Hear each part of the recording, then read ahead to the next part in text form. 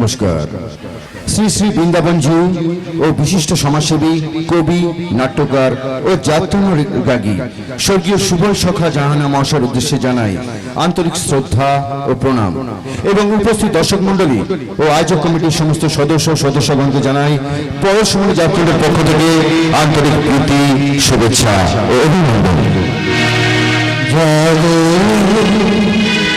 তুমি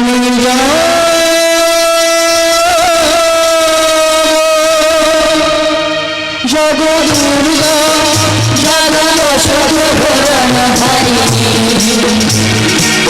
অভয়া শক্তি বলপ্রদায়িনী দুর্গা জাগো তুমি জাগো জগদুর্গা জাগো সর্বভরণ হারিণী অভয়া শক্তি বলপ্রদায়িনী দুর্গা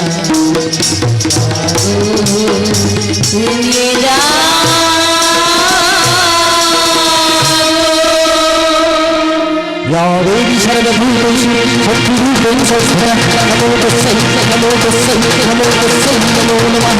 या देवी सर्वभूतेषु शक्तिरूपेण संस्थिता नमो तस्यै नमो तस्यै नमो तस्यै नमो नमः। या देवी सर्वभूतेषु शक्तिरूपेण संस्थिता नमो तस्यै नमो तस्यै नमो तस्यै नमो नमः।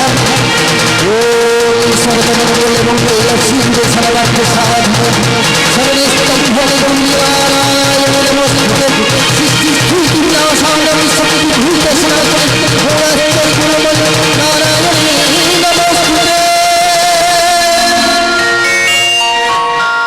আনন্দ সংবাদ, আনন্দ সংবাদ, আনন্দ সংবাদ। আমাদের আরো একটি যাত্রা সংস্থা নয়নমণি অপেরার এবছরের চ্যালেঞ্জ সৃষ্টিকার যাত্রাপালা উদয় ভানুজানা রচিত, রঞ্জন কুমার নির্দেশিত, গায়ক নাগ মিলন কুমার ও গায়িকা নায়িকা মিস অনন্য চ্যাটার্জি অভিনীত ভাঙা হাটের সওদাগর। ভাঙা হাটের সওদাগর আপনারা দেখতে ও দেখাতে ভুলবেন না। নাটক শুরুর পূর্বে কয়েকটি বিশেষ ঘোষণা। যে সমস্ত খুঁটিতে আমাদের মাইকের হর্নগুলো বাঁধা আছে দয়া করে কেউ হেলান দিয়ে বসবেন না বা এদিক ওদিক ঘোরাবেন না, তাতে আপনাদের নাটক শুনতে ও আমাদের শোনাতে অসুবিধা হতে পারে। কমিটির কাছে বিশেষ অনুরোধ, যাত্রা চলাকালীন আপনাদের প্রচার মাইকটি দয়া করে বন্ধ রাখবেন। প্রয়োজনে সাজঘরে এসে ম্যানেজার বাবুর সঙ্গে যোগাযোগ করবেন। যেসব দর্শকগণ আপনারা সাইকেল ও বাইক নিয়ে এসছেন তাদের থেকে অনুরোধ, দয়া করে আপনারা মাঠের মধ্যে থেকে এগুলো বার করে নিন। সাজঘর থেকে মঞ্চে যাওয়ার রাস্তাটি পরিষ্কার রাখবেন। আরেকটি বিশেষ ঘোষণা, যে কোনো যাত্রা দল, অর্কেস্ট্রা, বাউল ও ড্রামস্টিক বায়নার জন্য যোগাযোগ করুন Gitashree Jatra booking office. Gitashree Jatra booking office, রুইনান মাইতিলের। Phone number 9990242560। Proprietor Shri Sunil Raul. নাটকের শেষ দৃশ্য শেষ না হওয়া পর্যন্ত দয়া করে আসন ত্যাগ করবেন না। ঘোষণাগুলি এখানেই শেষ হলো। নমস্কার।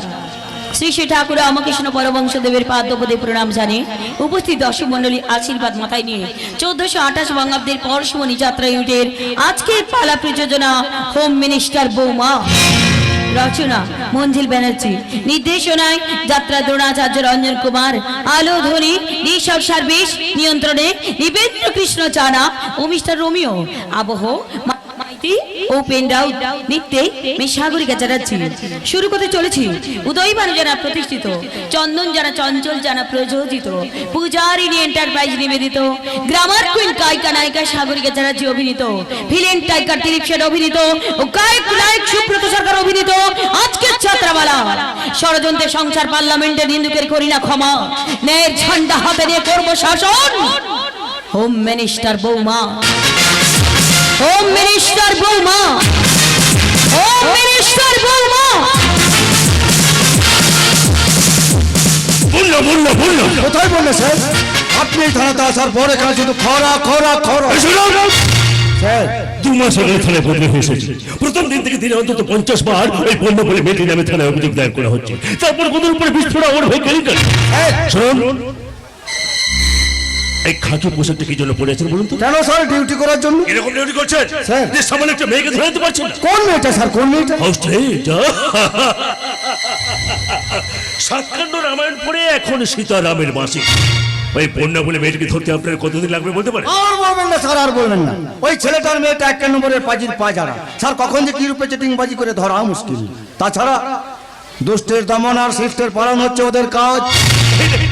হ্যাঁ স্যার, ওই পালপাড়ার গরিব কুমার অভয় পালের মেয়ের বিয়েতে নগদ 20,000 টাকা সাহায্য করেছে। তাছাড়া গরিব মানুষের দুঃখ দুর্দশা ভাগ করে নেওয়া হচ্ছে ওদের ধর্ম। তাই বলে পুলিশ অফিসার হয়ে ওদের চিটিং বাজিতে সাপোর্ট করতে পারি না? তাছাড়া এই ডাইরেক্ট অপরাধ।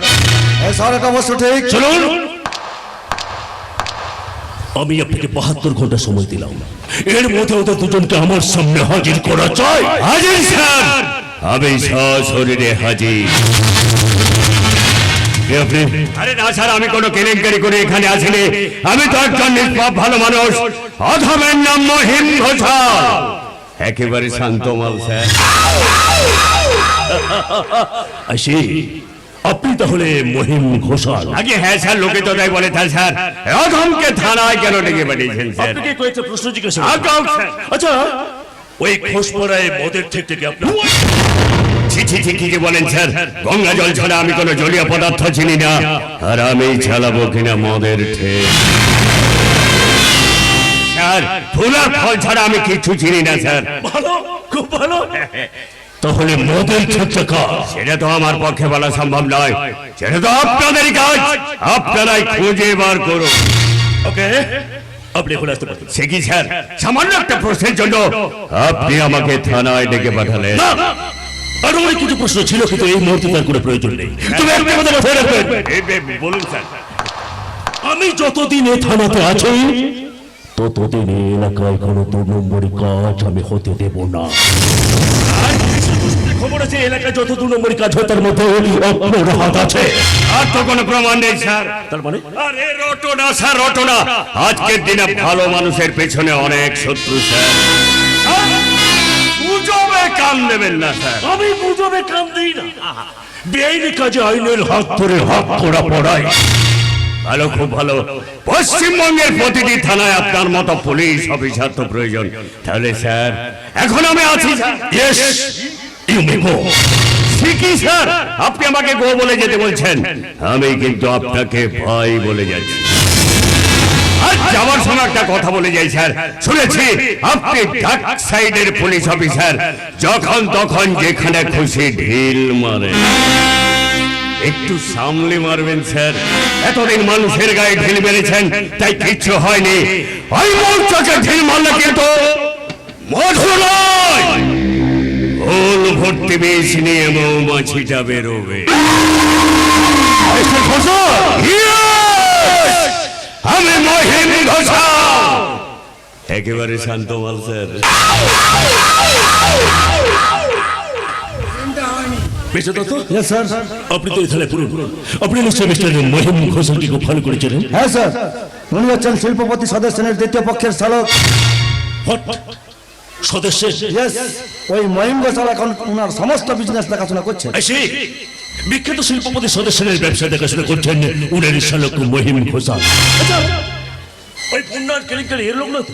আচ্ছা, হতে পারে যে মহিম ঘোষাল এদের এই কাজগুলো করেছে।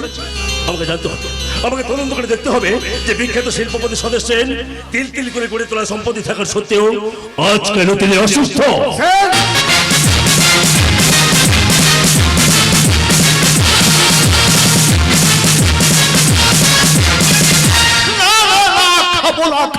খাবো না নিয়ে যাও, ওই ওষুধ নিয়ে যাও। আমি ওষুধ খাবো না। না বললে কি চলে? ওষুধ না খেলে তুমি সুস্থ হবে কি করে? বললাম তো আমি ওষুধ খাবো না। আমি জানি আমাকে পাগল সাজিয়ে আমার সমস্ত সম্পত্তি ওই মহিম ঘোষাল তছনছ করবে বলে ঠিক করেছে, কিন্তু না, আমি তো কিছুতেই হতে দেবো না। এটা তোমার মনের ভুল ধারণা।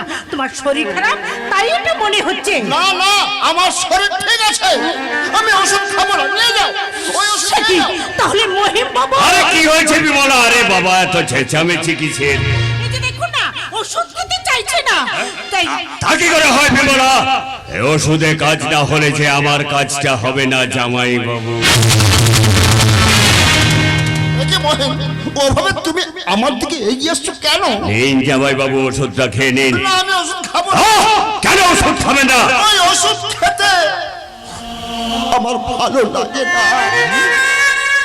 ওই ওষুধটা খেলে সারা শরীরটা অবশ হয়ে যায়।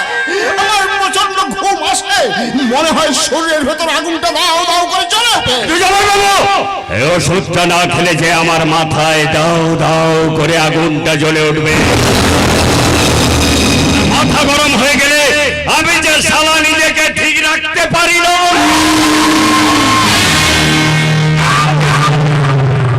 নিন জামাই বাবু, ওষুধটা খেয়ে নিন। না, আমি ওষুধ খাবো না। কেন ওষুধ খাবেন না? বললাম তো আমি ওষুধ খাবো না, খাবো না, খাবো না। সদস্য মহিম ঘোষাল বোধ হয় আর সম্পর্কটাকে বাঁচিয়ে রাখতে পারবে না। এত করে বলছে ওষুধটা খেয়ে নিন, তবু কিন্তু আপনি খাচ্ছেন না। এবার কিন্তু এই ছুরি নিয়ে আমি না, না মহিম, না, তুমি আমাকে মেরো না মহিম, আমাকে মেরো না। আরে না না, এই ছুরি দিয়ে আমি তোমাকে মারবো না। আরে বাবা, এটা তো আমার ফল কাটা ছুরি। এই ছুরি দিয়ে না মেরে তোমাকে আমি আচ্ছা মহিম, মঞ্জুকে বিয়ে করার পর থেকে একটু একটু করে ওষুধ খাইয়ে আমাকে অকেজো করে দিচ্ছ। কোম্পানির চেয়ারটা থেকে আমাকে সরিয়ে দিয়ে বসছো তুমি। সম্রাটকে করেছো মাতাল, আমার গর্ভধারিণী মাকে করেছো এবারে ঝি চাকরানি। বলো মহিম, বলো এরপর তুমি কি চাও? আমি কি চাই এত তাড়াতাড়ি আমি তোমাকে বলবো না সদস্য। এই মুহূর্তে আমি চাই তুমি এই ওষুধটা খেয়ে তাড়াতাড়ি ঘুমিয়ে পড়ে যাও।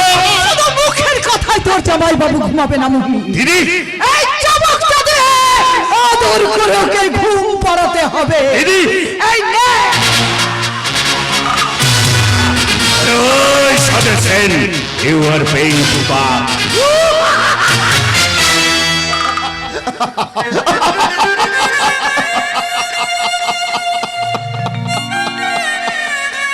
এই না হলে সতী সাধ্বী স্ত্রী, তোমরা লক্ষ্মী হয়ে সংসারে এসে সংসারে সার মুছে অলক্ষ্মীর মতো সংসার ভেঙে দাও। তোমরা এই যুগের অন্নপূর্ণা তো, তাই পতিকে পরম গুরু মনে করে তার মুখে অন্ন তুলে দাও না, বরং পতিকে গৃহপালিত গরু মনে করে তাকে চাবুক মারার জন্য ভাইয়ের হাতে চাবুক তুলে দিতে পারো। যত বড় মুখ নয় তত বড় কথা। অভিশপ্ত তুলসী গাছ, এই জন্যই কুকুর তোমার মাথায় পেচ্ছাপ করে। দিদি, জানোয়ারটাকে চাবুক মেরে ঘুম পাড়িয়ে দে। বলো ওষুধ খাবে কি? ওই বল ওষুধটা খাবি কিনা? আরে বল রে শালা, ওষুধটা খাবি কিনা?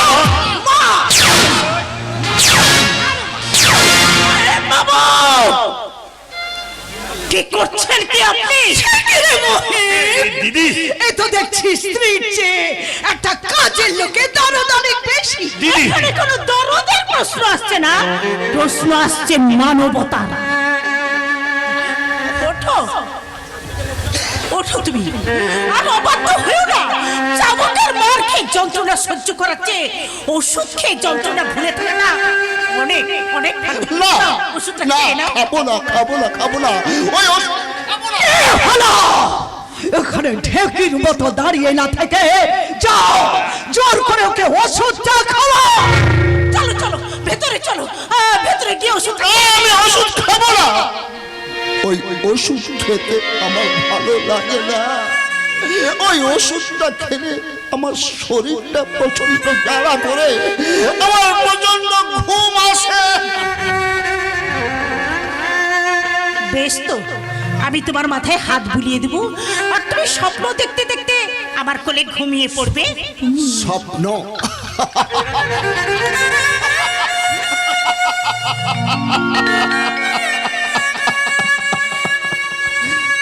স্বপ্ন আমি আগেও দেখতাম গো, এখন আর দেখি না। কোথায় আছে ভোরের স্বপ্ন সত্যি হয়, কিন্তু আমার দেখা একটাও স্বপ্ন সত্যি হয়নি। তাই আর আমি স্বপ্ন দেখবো না। তোমাদের কাছে আমার অনুরোধ, দয়া করে স্বপ্ন দেখার নামে আমাকে আর দুঃস্বপ্ন দেখিও না গো, আমাকে আর দুঃস্বপ্ন।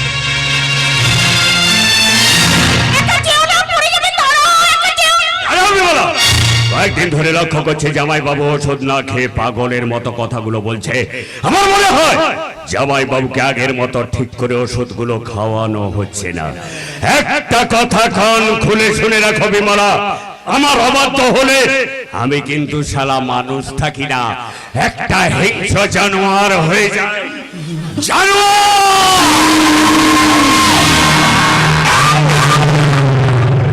আশা করি তুমি আমাকে জানোয়ার হতে বাধ্য করবে না। মহিম বাবু, আপনাকে মানুষ ভাবতে আমার ভারী অবাক লাগছে। তাই যাওয়ার সময় আপনাকে আমি একটা কথা বলে যাই, মনে রাখবেন, বন থেকে জানোয়ার তুলে আনা যায়, কিন্তু জানোয়ারের মন থেকে বন তুলে ফেলা যায় না। আপনি জানোয়ারই থাকবেন, মানুষ কখনো হবেন না, মানুষ কখনো হবেন না। চাই না মাগো রাজা হতে, চাই না মাগো রাজা হতে, রাজা হওয়ার রূপ নাই মাগো। দিদি, তোর মুখের উপর এতগুলো কথা বলে গেল, তুই কিছু বললি না, আবার তুই গান গাইছিস। আরে কি করবো দিদি, বিধবা কাজের মেয়ে, তার উপর শালিপুরি। শালা ছুড়ে হলে কিছু একটা করা যেত। দিদি, সম্রাটের খবর কি? সম্রাট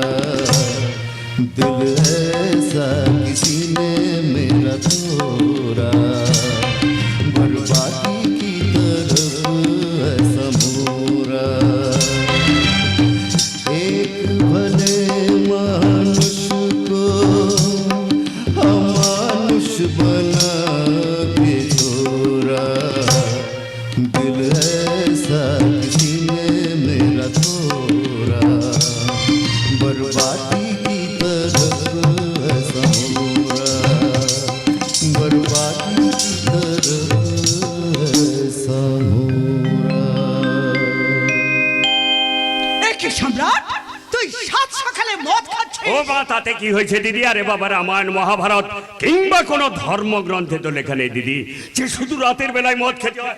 এই ভাগনা ভাগনা, তোমার কোনো চিন্তা নেই, আর তুমি সকাল বিকাল দু বেলায় জানি। না না না মহিম না দিদি, এই তুই কি বলছিস?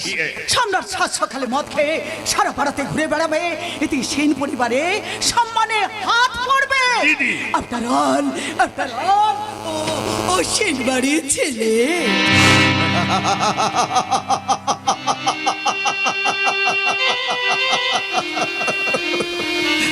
মাগো, বংশ মর্যাদার মেকি আভিজাত্যের আগুনে তোমরা জ্বললো, কিন্তু জ্বলি না।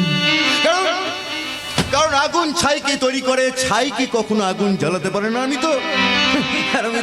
তো সেই ছোট্টবেলা থেকে সংসার রাজনীতির আগুনে জ্বলে পুড়ে ছাই হয়ে গেছে না।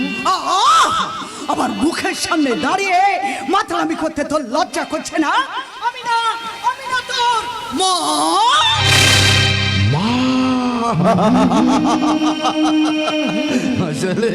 আসলে মা,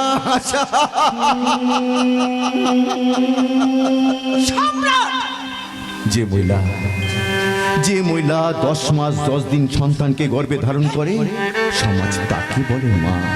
বলো মা, বলো, তুমি কি আমাকে গর্ভে ধারণ করেছো?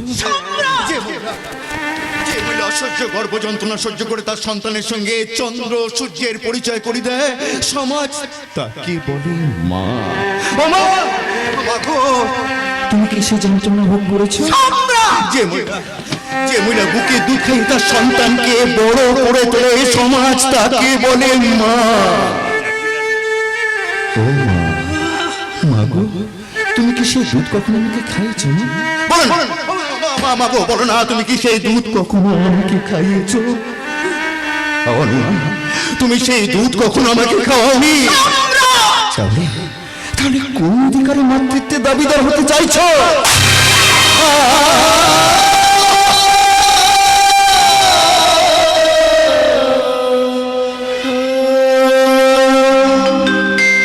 তুই কি করলি দিদি? এত বড় ছেলের গায়ে তুই হাত তুললি? কে কার গায়ে হাত তুললো মামা? আরে তোর মা, তোর দাদা মদ খেয়েছে বলে তোর মা ওর গালে একটা চড় মেরেছে রে। হায়, সে কি দাদা, তুই আবার মদ খেয়েছিস? তোকে আমি মদ খেতে বারণ করেছিলাম। পারি না রে বোন, পারি না। কারণ আমি মদ না খেলে একটা অপক্ত সন্তান আছে শস্য আমাকে কুড়িয়ে কুড়িয়ে খায়।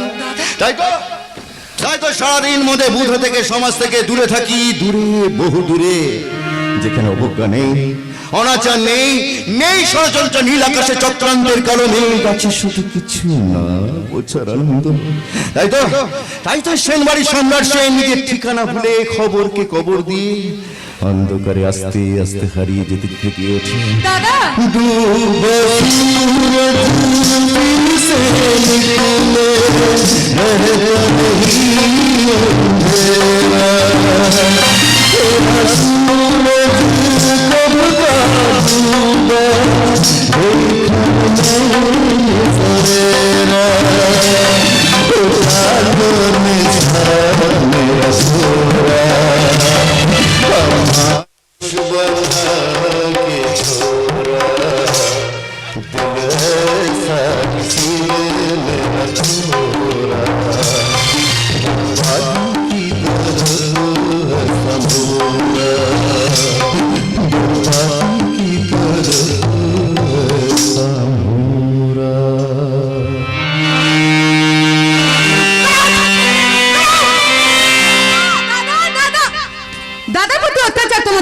বেড়ে চলেছে তাতে ফল যে খাবে আমি কিছুই বুঝতে পারছি। অত বুঝে কাজ নেই, তুমি ছোট ছোটর মতোই থাকবে। আর একটা কথা ভালো করে মনে রাখবে, আমি আর তোমার মামা যা করছি তোমার ভালোর জন্যই করছি।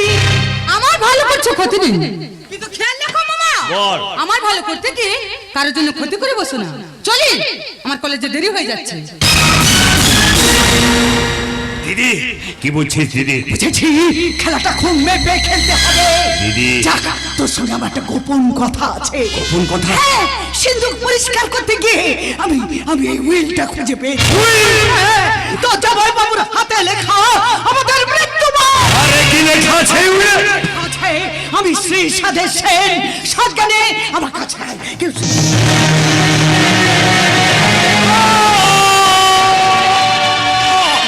দিদি, এসব তুই কি বলছিস? ঠিকই বলছি।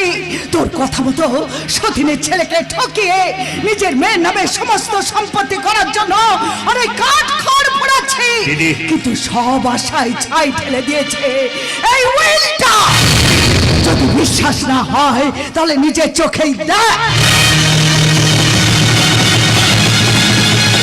কিন্তু এ কি করে সম্ভব? তাহলে এতদিনের পরিশ্রমটা যে আমার ব্যর্থ হয়ে যাবে। আরে কি করে ব্যর্থ হয়ে যাবে? একেবারে ভেঙে পড়েছো, কারণটা কি? ভেঙে আমি পড়িনি রে নন্দ, শুধু শালা ভাবছি রে, ভাবছি। ভাবছো? কি ভাবছো? সমস্যাটা কি শুনতে পারি? সমস্যা? হ্যাঁ, তাহলে আমি সমাধান করার চেষ্টা করতাম। তাহলে শোন, এই মুহূর্তে আমার একটা চিটিং বাজ মেয়ে লাগবে, এনে দিতে পারবি? চিটিং বাজবে? Yes! যে টাকার জন্য 1 বছরের কন্ট্রাক্টে সম্রাটকে বিয়ে করবে, তারপর বছর শেষ হয়ে গেলে শালা সোজা বাড়ি চলে যাবে। বাড়ি কিন্তু কেন? ক্রমশ প্রকাশ্য বল এনে দিতে পারবে এরকম কোনো মেয়ের ঠিকানা? কিন্তু এতে কোনো গন্ডগোল হবে না তো? দিদি। যা করবি একটু ভেবে চিন্তে করিস। তোমার কোনো চিন্তা নেই দিদি, এই মহিম ঘোষাল না শালা সাংঘাতিক ছিল। একবার যদি একটা মেয়েকে রাজি করিয়ে সম্রাটের বউ সাজিয়ে এই সেন বাড়িতে ঢোকাতে পারি, তাহলে টেক্কা ফেলে বাজি আমি জিতব।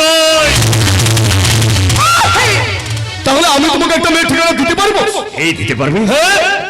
হাইট ফ্যান্টাস্টিক, স্লিম ফিগার, কুচকুচে কালো চুল, টানে টানে চোখ, বাঁশির মতো না, আর সবশেষে কমলা লেবুর মতো।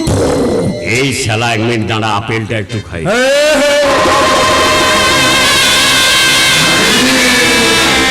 এই, কোথায় পাওয়া যাবে তাকে? ওই নয় ব্লু হোটেল, যার মালিক নিশিকান্ত আর ওকে চালায় ভোলা মন্ডল। আমাকে মালিককে চালায় তা জেনে আমার কোনো দরকার নেই।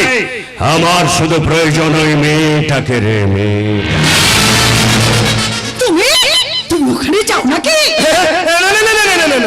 সত্যি বলছি, আগে যেতাম না, এখন ওই মেয়েটাকে দেখার জন্য আমি ওখানে যাই।